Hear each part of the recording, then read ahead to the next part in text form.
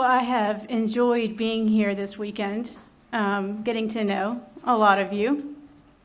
One of the beautiful parts about a weekend like this is seeing other ladies who share very similar circumstances in many ways, and seeing their passion and vibrancy for living. And I'm so excited to know that when we leave this afternoon, we've got, I don't know how many people are here, but 130 people going back, hopefully ready to plug back into your communities and into your churches and into your families. And I'm excited for that. And I have enjoyed getting to know you. And I just want to bless y'all this morning. I say y'all because I'm from the South.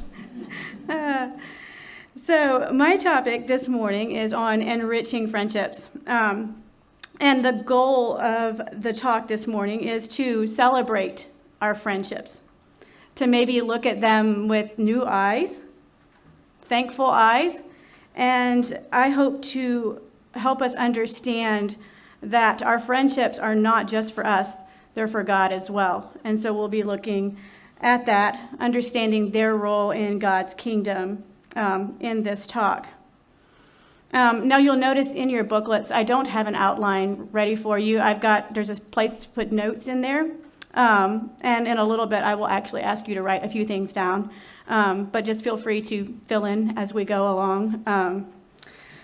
So sometimes when you think about a subject or what something is, in this case it's friendship, sometimes it's helpful to know what it is not before you know what it is.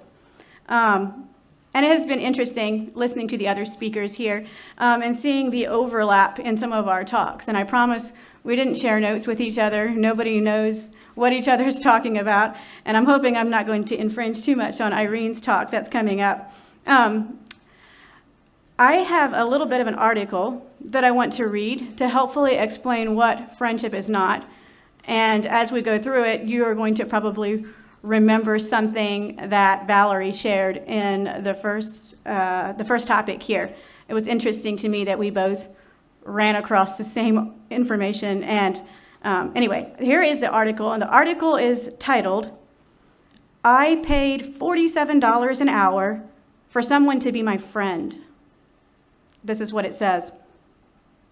"In an uncharacteristic display of concern, my brother had called me to tell me to be safe.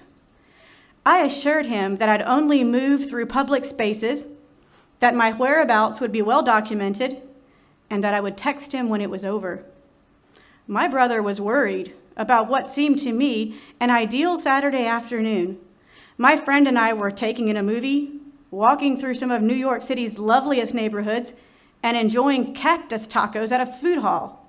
It was a perfectly pleasant series of events that I'd calculated to last 180 minutes because my friend was a stranger I had found online, and I was paying for their company by the hour."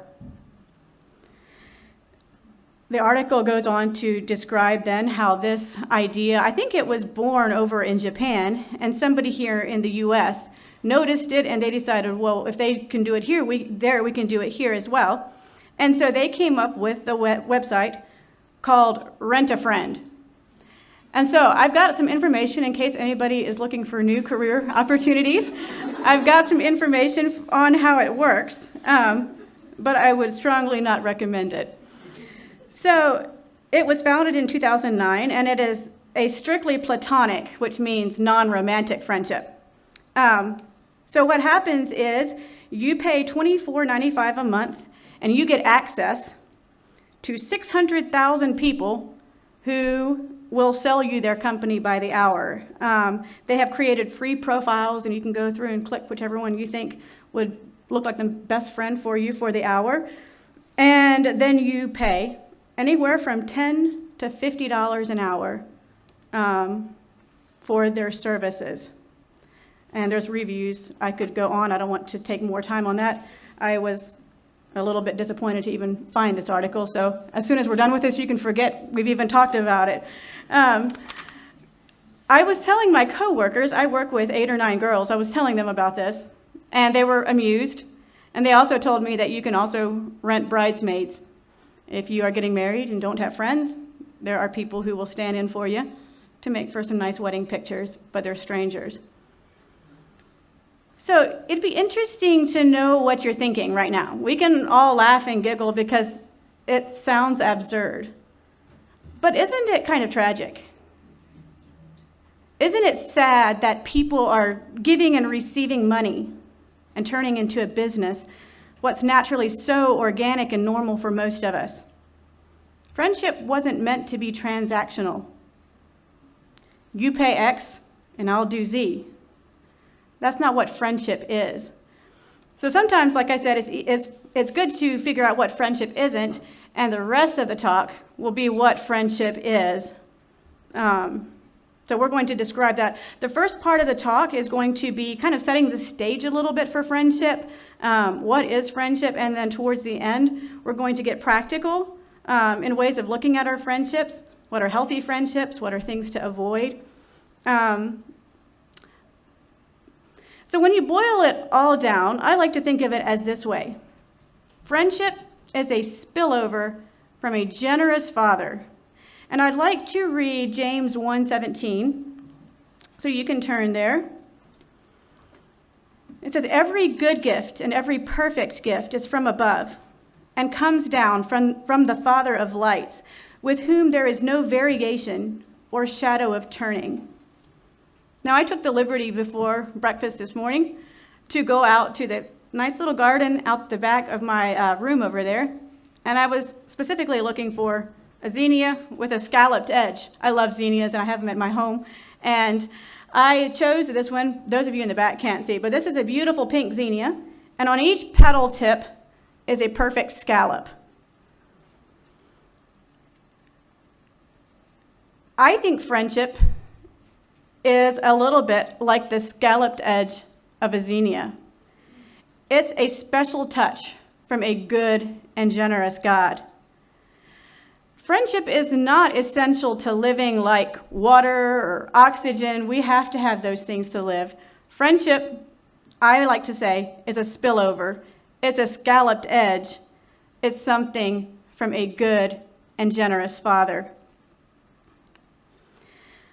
Our second text is going to be Genesis 2:18.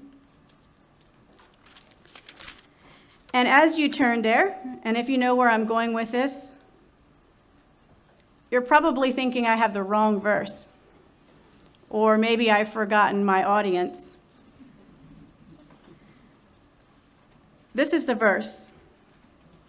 It says, "And the Lord God said, 'It is not good that man should be alone. I will make him a helper fit for him.'" So I know we've all heard this verse many, many times before, and it's usually in the context of a wedding. There's two people sitting up ahead of us, and they are about to pledge their lives to each other.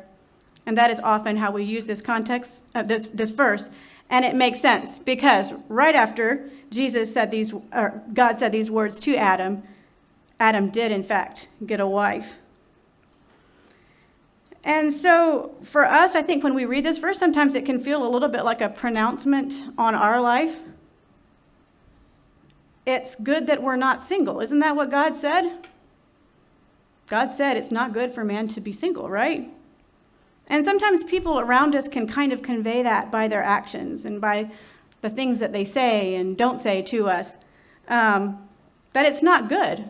And so sometimes I think we can look at this verse and think this verse is not for us, it's kind of against us. So again, one of my fears in using this verse as a text was that y'all would take this away and say, I don't think marriage is important or anything like that, and that is not what I'm saying. Adam did get a wife. God did create a helper for Adam. But I want to look at this verse a little bit more carefully and see what exactly God is saying here. So if you would have asked me to paraphrase this verse, I would have said it goes something like this. God said, "It is not good for man to be single. I will make him a wife." And that's not what God said. God said, "It is not good for man to be alone. I will make a help suitable for him." So again, I don't want to minimize that marriage is a way of not being alone, and I think this was alluded to earlier in a talk. Marriage is a way to not be alone. But for today's topic, I would also like us to consider that friendship is a way for us not to be alone. I think if it was only true in the sense that you must be married for life to be good, I think we would have to recognize that Jesus didn't live a very good life. Jesus was not married. But Jesus also was not alone. So we're going to look at this a little bit. So I did a deep dive into this verse because I did want to use the verse this morning. I felt like it kind of encapsulated what I was trying to say. And so I studied it carefully. And I'm not a scholar in Hebrew. But what I found was interesting. So when God said it is not good for man to be alone, I looked up that word alone. And it is used multiple times in the Hebrew scriptures in the Old Testament. It means a separation, a part of a body, a branch of a tree, a chief of a city. It is a separation from one thing from a bigger thing. And so I think we see hinted here in God's choice of wording a bigger something that God is wanting for Adam. And when he uses the word help or helper, that word is also found multiple times throughout the Hebrew scriptures, and it doesn't mean wife. I was very surprised to read that. For example, the same word help meet is found in Deuteronomy 37, verse 7. Moses is dying. He's on his deathbed, and he's blessing Judah. This is what he says, and listen for the word help. And it's the very same word as helper back in Genesis. Hear, Lord, the voice of Judah, and bring him to his people. Let his hands be sufficient for him, and may you be a help against his enemies. So that word help is the same word as help or help meet in Genesis. So this passage is interesting because God had just made a perfect world, a perfect creation, and he had said it is good multiple times. And here in this passage, he's saying something isn't good. But how can that be if sin hasn't even entered the world? We know God didn't make a mistake, and we know he didn't forget something important. We also know that his relationship with Adam was perfect. So I think we can conclude that he built within Adam a desire for companionship with another created being. He built that within him. And isn't it interesting that God is a jealous God? He won't share the throne of our hearts with somebody else, but he created us to be in relationships with other people. So I think we can see here in this creation account glimpses of what God wanted from his people. He wanted them, obviously, to love and desire him first, but also to experience that love and friendship between themselves, and in return, to show that love back to him together. He knew that the perfect world he had just created would be marred by sin, and that together, in this case through friendship, we have a better chance of going through life, walking faithfully, when we're surrounded by others who are trying to do the same. So in that sense, Christian friendship is about much more than just having fun together and not being lonely. We actually say something true about God when we are in healthy friendships. We say something true about God when we are in healthy friendships. And I want us to remember this garden and this declaration, it is not good for man to be alone. And we're going to pick this up again in a little bit with a different garden and a different man.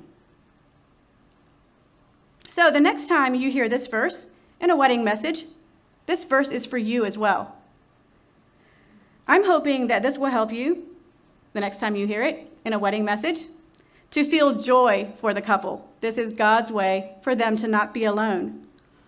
But I'd also like you to look at this and help you reflect on your own friendships. And thank God that you too don't have to walk alone. I'm sorry.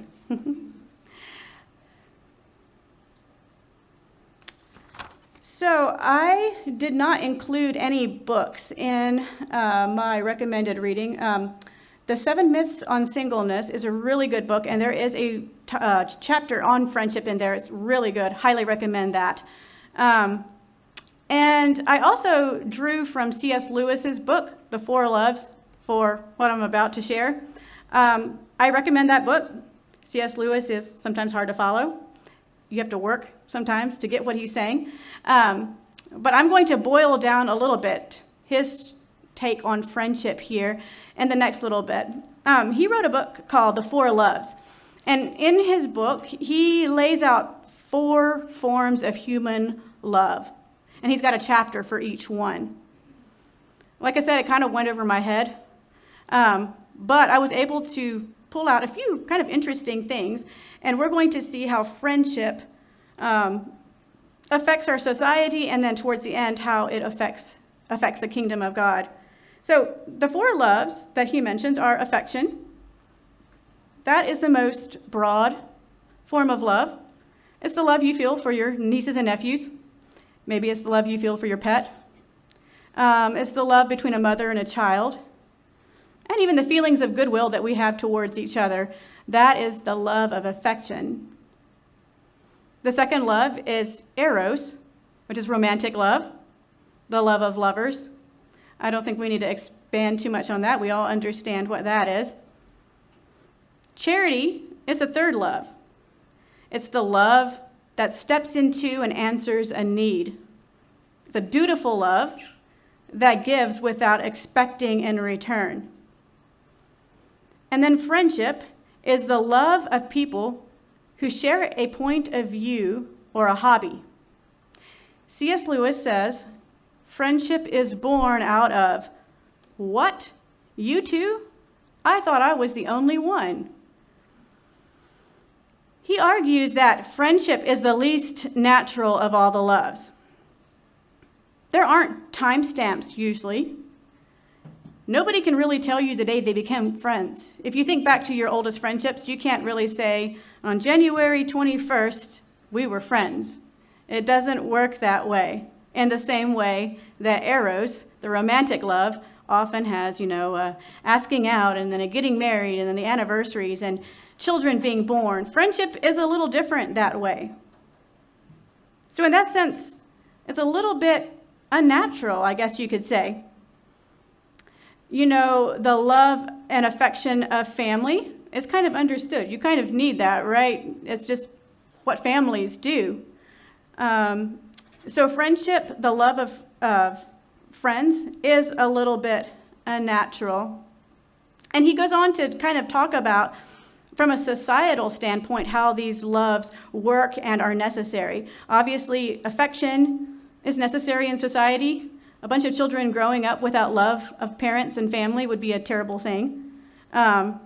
Eros is also necessary. The world must go on. Charity is also necessary. Those who don't have should be taken care of. But what's the use of friendship?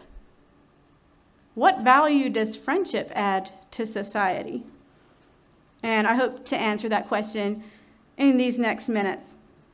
Now, just for fun, I want us all to go back memory lane together and think about our earliest memories of friendship. And this is where I'm going to have you write some things down. I want you to, it can be the name of a friend, it can be the activity that you did. Think about your earliest childhood memories and jot just a few things down, and I'm going to give you time to do that.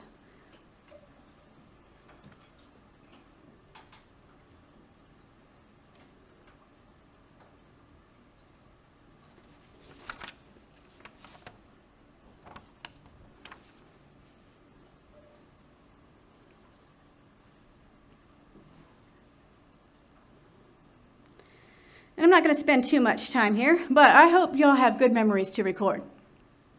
I hope you smile a little bit on the inside when you remember those first tentative, shy, reaching out to little girls you didn't quite know how to be friends. You may have even said when you were 5, "Shall we be friends?" I hope you remember some little girlish alliances and secrets. And if you're human and normal like me, you might remember a few little spats and hurt feelings. Those are all parts of normal childhood friendships. One of my earliest memories of friendships was autograph books were popular back when I was young. We would all write heartfelt little things to each other and pass them around and collect them. A couple of my friends lived close to a cemetery, and the discard bin for all the old cemetery flowers was right near their property. And they were able to decorate their rooms with these discarded cemetery flowers. And I was so jealous. And every time we had a sleepover, I would always hope that they would offer that we could go foraging for flowers for my room. Looking back now, it's a little bit gross and it's a little bit morbid, but those are some of my memories, and I smile inside when I think back to them. Friendship is instinctual. You don't have to be taught to want friends. And if you go to a public playground, I've taken my nieces and nephews there before, and it is so fun to watch children who have never seen each other before sort themselves into little groups to play games, to play tag. It's instinctual to want to be with other people and to make friends. It's there. It's good. It's how we were made. Tim Keller wrote an article on spiritual friendship. He calls this the Edenic ache, and I quote, "Adam was not lonely because he was perfect, but because Adam was not lonely because he was imperfect, but because he was perfect. The ache for friendship is the one longing that is not because of sin. This is one ache that is part of his perfection. God made us in such a way that we cannot enjoy paradise without friends, human friends. Adam had a perfect quiet time every day, 24 hours, never had a dry one, and yet he needed friends. Let's practically apply this," he says. "First, if you're lonely, if you want more friends, if you want closer friends, if you feel lonely, you're not dysfunctional, you are fine. You're lonely because you're not a tree. You're lonely because you're not a machine. You're lonely because you're built this way." So it isn't good for man to be alone. Loneliness is a real problem. Valerie talked about this the first night. So many stories of mass shooters and other atrocities have a similar component. There's a lonely person, a person without friends, a person outside of community. So friendship is good for society. And we are also going to be seeing how friendship is good for the kingdom of God. So I have a few biblical friendships that I want to quickly go through. Probably the most common and the most famous biblical friendship is the story of David and Jonathan. Their story is a little misunderstood, and there are a lot of people who feel like there may have been some same-sex attraction because of the closeness of this friendship. And we know that's not true. But we're going to look at this and a few other accounts of biblical friendships, and we're going to see what lessons we can learn from them. So in 1 Samuel verses 18, verses 1 through 3, it says this: "Now when he had finished speaking to Saul, the soul of Jonathan was knit to the soul of David, and Jonathan loved him as his own soul. Saul took him that day and would not let him go home to his father's house anymore. Then Jonathan and David made a covenant because he loved him as his own soul. So Jonathan made a covenant with the house of David, saying, 'Let the Lord require it at the hand of David's enemies. Now, Jonathan again caused David to vow because he loved him, for he loved him as he loved his own soul. So there's not a lot that's known about their friendship. Why were they friends? Why were they such close friends? Why did they make a covenant between themselves? There's a lot I don't understand about their friendship. But their friendship stands out in particular in contrast to our world of rent-a-friend, of casual social media style friends. Through their friendship, we can learn the value of long-lasting friendships that walk through hardship together. And we also see the impact of encouragement. In verses 17 and 18, it says that Jonathan strengthened David's soul. And so we can learn the impact of godly encouragement through friendships. Another common set of friends that we often hear about is Job. And to be honest, when I think about Job and his friends, I think about just kind of a messed up group of friends. But I think, to be fair, I think we need to also acknowledge where they did well. Notice their good qualities. In Job 2, verses 11 through 13, it says, "Now when Job's 3 friends heard of all this adversity that had come upon him, each one came from his own place. Eliphaz the Temanite, Bildad the Shuhite, and Zophar the Naamathite. For they had made an appointment together to come and mourn with him and to comfort him. And when they raised their eyes from afar and did not recognize him, they lifted their voices and wept.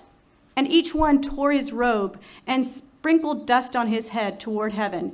So, y'all listen to this and see if y'all could do this. They sat down with him on the ground 7 days and 7 nights, and no one spoke a word to him, for they saw that his grief was very great." So it's easy to kind of give Job's friends a little bit of a bad rap because of what happens later on in the story. But I think that we can see some good qualities here at the beginning.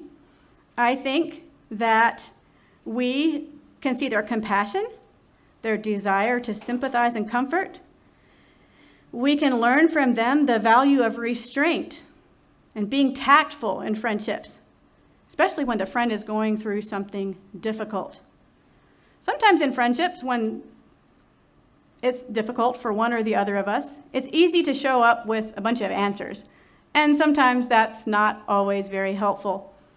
So we can acknowledge their good points. And then towards the end of the whole book of Job basically is a back and forth between Job and his friends, and it doesn't go very well. But then Elihu comes along towards the end, and he redirects Job's attention back to God. At this point, Job is believing some things about God that are not true. And Elihu is a good example of honesty and redirecting in friendship, attention back to God. He truthfully points out problems in Job's way of thinking, and he ultimately leads Job back to God. And we can learn from this how to give and receive correction. This is the stuff of deep, healthy friendships. It takes deep friendships to be able to do this well. Another set of friends that I would like to look at, and this to me is probably the most important and special, are Jesus and his disciples. And the Gospels record so much about Jesus' relationships, from the masses of people that he interacted with, to the larger body of his followers, to the 12, to the 3, and then to the one that Jesus loved. We can learn from this the value of a range of friendships and what it looks like from the greatest friend there ever was, how to give and receive in friendships.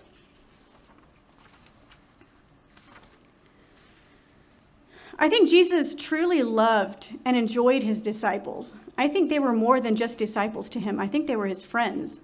They got to know each other really well. And I think here's where we're going to pick up the man in the garden like we started off with. Jesus had spent most of his ministry giving to people. healing people, being there for people. And we see Jesus now in the garden, surrounded by people who knew and loved him best. And he is asking for one thing from them, one vulnerable thing. He is asking that they just stay awake with him and pray with him. A man in a garden, and he was alone, and it was not good. So something else that we can learn from this too is forgiveness. We can hurt each other and let each other down in our friendships. But we see then that Jesus forgives Peter, who should have stayed awake with him, one of his dearest friends, goes on to serve him and give his life for him. But it is a story of forgiveness, messing up, and going on. So we can learn from Jesus and his relationships the power of presence, of being there in hard times. And there's so many more examples that we can see in the scriptures of friendships. We could talk about Ruth and Naomi. We could talk about Paul and Timothy, but we don't have all day. So I'm going to spend the last little bit here talking a little bit more practically about friendships. We've talked about the broader impacts of friendships, how we say something true about God, how we have a better chance of faithfulness here when we do it with fellow Christians, and how our love between each other ultimately points back to God. But what does that look like practically? And the next little bit, I have different kinds of friendship that we will go through. The first kind of friendships that I want us to consider, and I hope we all have at least one of these in our lives, these are close friends, bosom friends, like Anne and Diana were in the Anne of Green Gables series. They're the David and Jonathan kind, the Jesus and Peter. These are the ones where our values will be and must be closest aligned with what we believe God wants. Sometimes it's hard to put our finger on what draws us and our best friends together. Is it unique circumstances that brought us together? Personality? Whatever it is, we all know who in our lives we can spill our guts to, who we can cry with and share with. These friendships are hugely shaping and can impact how we see and interact with life. And I can't stress too much. Be careful who your close friends are.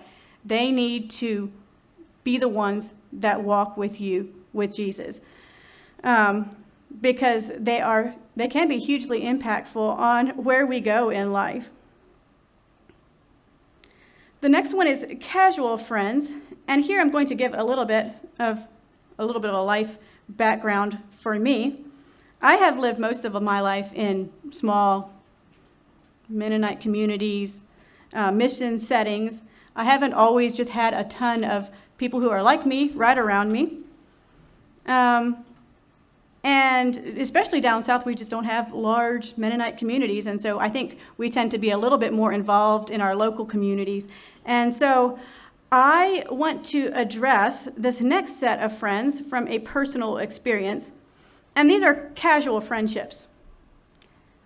I think it's easy to think that these friendships are a little bit lesser because they're not as intimate.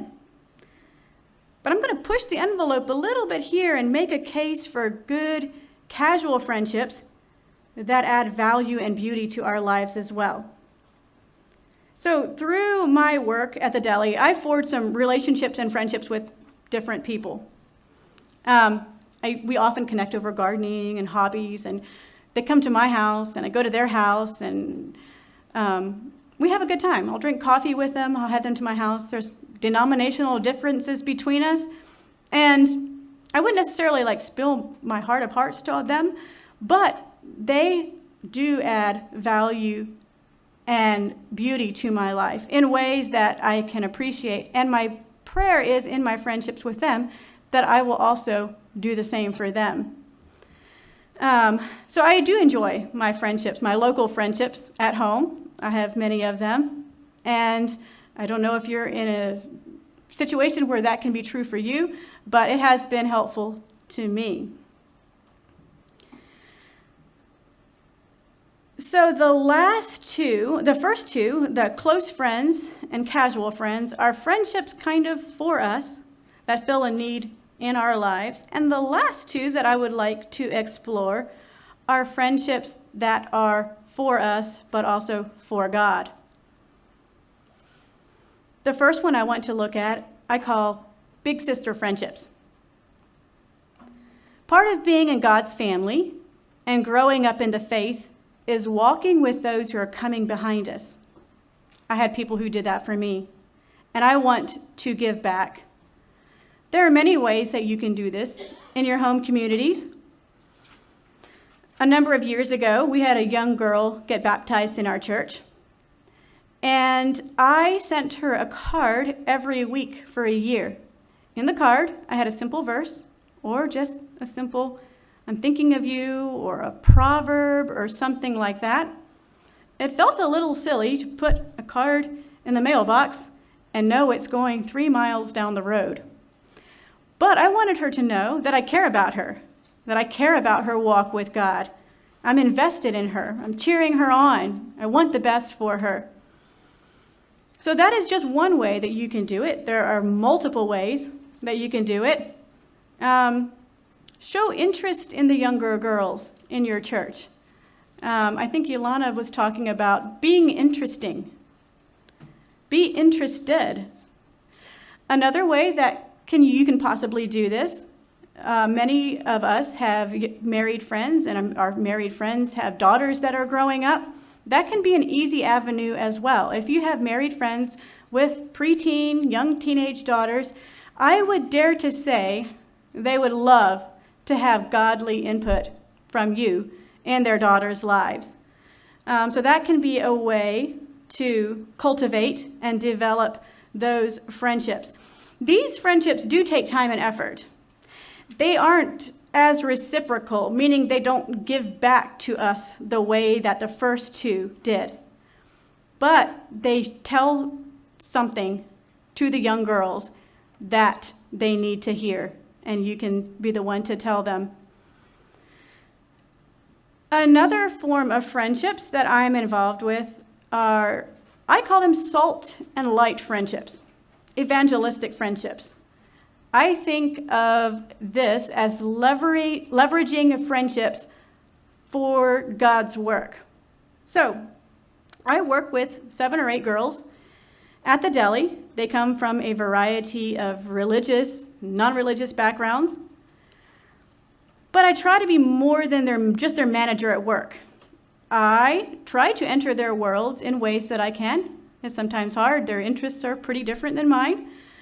I do that through trying to steer the conversations into meaningful topics that have bigger life implications that we can talk about.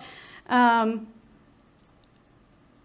there is a way in which friendships like that, when you spend a lot of time with people, they are a lot more open to you and what you want to show them. And what I want to show them is that God is good and that following him is the best thing that they can do with their lives. And I do that through friendships. So it takes some work at the deli. I would rather check out sometimes when they're talking about things that I'm not interested in. But I try to engage with them so that when they are making a life decision or when something has come up and when they call me at 10 o'clock at night and say, hey, this is going on, I have built a friendship with them that will hopefully help them in making those decisions. I've had the privilege of having a Bible study with one of my coworkers. She has not been used to the Bible, and she's interested as well in other religions, and I wanted her to give Christianity a good shake. And so through friendships, I was able to do that. All right, I need to move on. I am running out of time. So we are going to quickly look at some hallmarks of healthy friendships. And let's remember again that friendship is just a part of who we are, and it comes out of who we are more broadly. So all the instructions, especially in the New Testament, about how to live, the kinds of spiritual fruits we should be displaying, they all have direct impacts on our relationships and friendships. So the first one, I've got 5 hallmarks of healthy friendships. The first one is trust. So the 4 friendships that I just described, they have to have a component of trust, that we both want the best for each other. There are no ulterior motives in this friendship. There has to be a sense of goodwill. We want the best for each other. We're rooting for each other. Understanding is the second hallmark of healthy friendships. We should be able to give and receive grace in friendships. This is particularly necessary between us and our married friends. I think there's sometimes be misunderstandings. They can think that we have all the time in the world because we're not married, and we can think they've got all the time in the world because they're at home all day. Understanding, being able to say, I understand, let's work on it this way, let's try to do this, also important. The third hallmark of a healthy friendship is vulnerability. We see that in Jesus in the garden, asking his disciples to stay awake with him. That was probably the most raw form of humanity that we see displayed in his entire life. Vulnerability is hard. It's hard to let people in sometimes. It's hard to say, hey, I'm struggling with this. Hey, I need this. But when we're vulnerable with each other, it opens up, to me, one of the most beautiful aspects of friendship, and that is the intimacy that is born through prayer, taking each other to the throne of God and talking to God about each other. Prayer goes where we can't. I'm currently praying for a friend about a very specific need of hers. I've had other friends who've done it for me, and it is beautiful. Sometimes being vulnerable is hard. I have an older friend at home. Her name is Miss Nisa. We got to know each other at the deli. And I saw that her mom had passed away. I saw it in the paper. And I wanted to go to the funeral, but I thought, is that a little bit weird? I don't know if I know her well enough to go to the funeral. Should I go? I ended up going, and I'm so glad I went. Her son came to me the next day at the deli, and he talked about how much that meant to her. So I would say when it comes to being vulnerable and you don't know what the right thing is to do, if you're wanting to do a good and generous thing, do it. Take the plunge, do it. The fourth hallmark of healthy friendships are boundaries. Sometimes it's easy to think that boundaries are a bad thing. It's a negative thing. I like to think of it as keeping something safe. Boundaries keep friendships safe. I think there should be space in healthy friendships to say, no, it doesn't suit me to do this, or no, I can't do this, or that's not something I'm comfortable discussing. Healthy friendships should have the space to be able to say those things. These boundaries can safeguard us from oversharing or sharing what's not appropriate, which is something that can be easy to do. Adaptability is the fifth hallmark of friendships. Sometimes friendships must change when circumstances demand it. I think especially of our young friends who get married and life changes. And what if you're the one who was left in the friendship and life has moved on for them, but not necessarily for us? I think in these friendships, if it's healthy, the newly married young lady will do all that she can to keep the friendship going, while still acknowledging that her life has changed.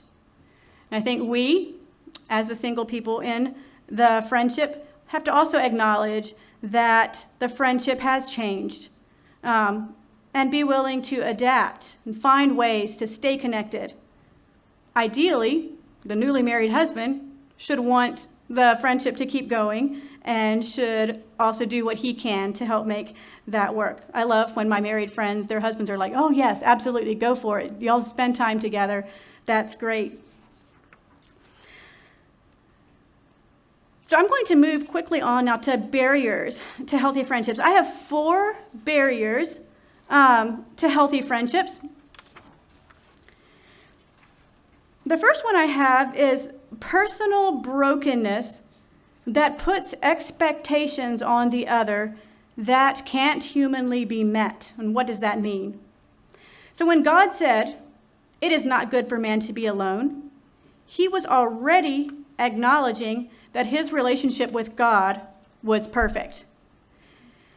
So if we're struggling in our relationships with God, it's sometimes easy to import or to want from other people what God alone should be filling. I think it's fair to say that our relationships with each other will only be as strong as our relationships with God. Friendships tend to struggle when one of them is asking the other to fill emotionally what only God can do. These friendships are extremely draining. Now, don't hear me saying don't invest in friendships like that. Do. Invest. Be there. But also realize that this may be sometimes where boundaries need to come in. Because ultimately, yes, friendship does point back to God. Another barrier to friendship can be unity on negativity.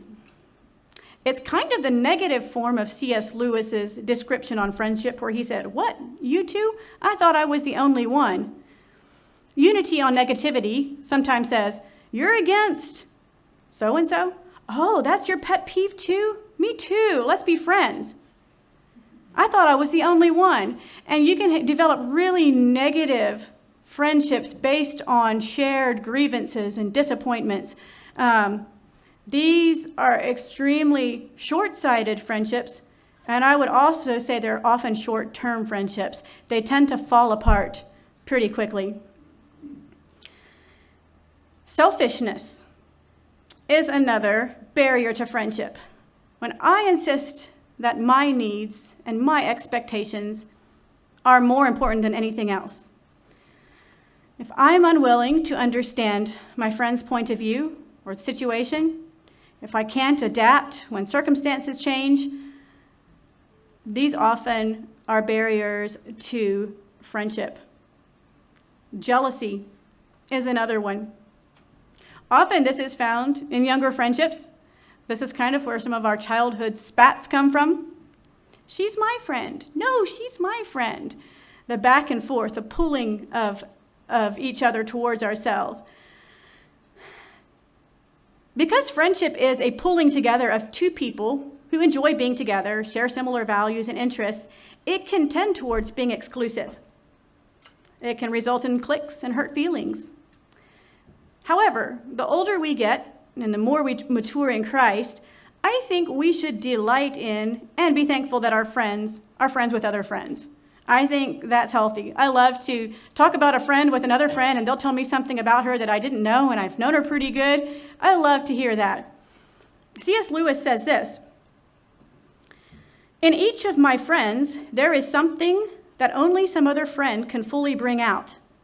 By myself, I am not large enough to call the whole man into activity. I want other lights than my own to show all his facets. Hence, true friendship is the least jealous of loves. Two friends delight to be joined by a third, and three by a fourth, if only the newcomer is qualified to become a real friend. They can then say, as the blessed souls say in Dante, 'Here comes one who will augment or increase our loves. For in this love, to divide is not to take away.'" Once again, rejoice in the fact that your friends are friends with other friends. If you feel exclusive and if you feel like they're only for you, that is not the sign of a healthy friendship. So, in summary, once again, God is made known and glorified, and we say something true about him when we participate in healthy friendships. Friendship is a gift from a good Father. It is not good for us to be alone. The desire to know and be known in friendships is not weird. It's how we were made.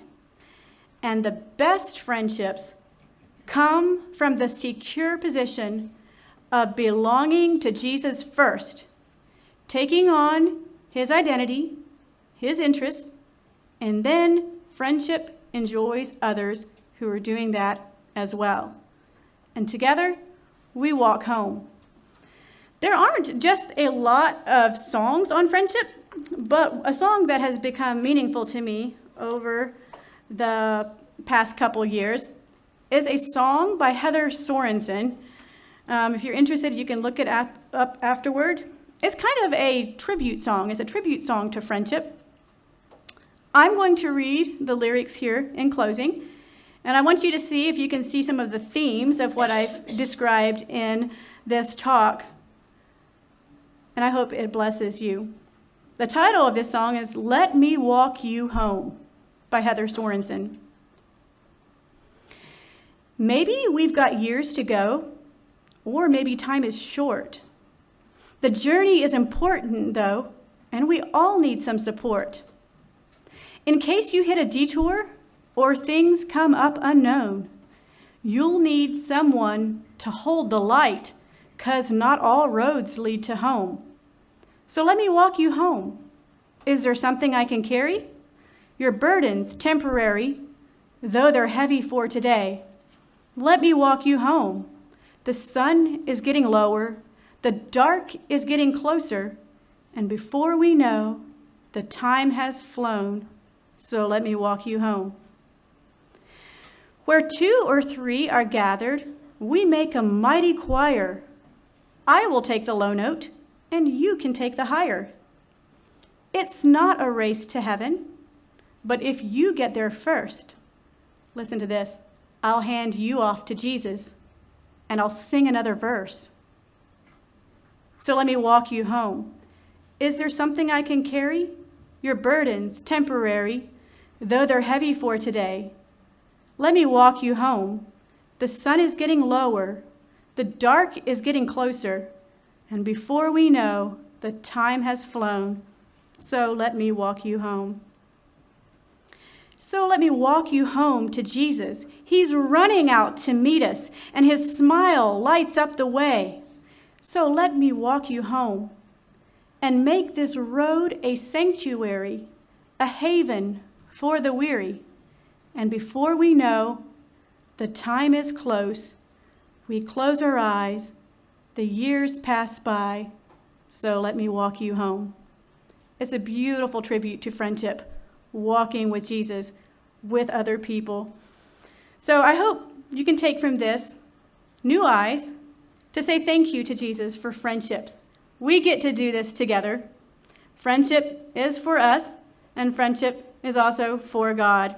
And so as you go home and pour into your friendships, I pray that you will be blessed and encouraged, and that your friendships will be stronger, and maybe you'll even make some new friends.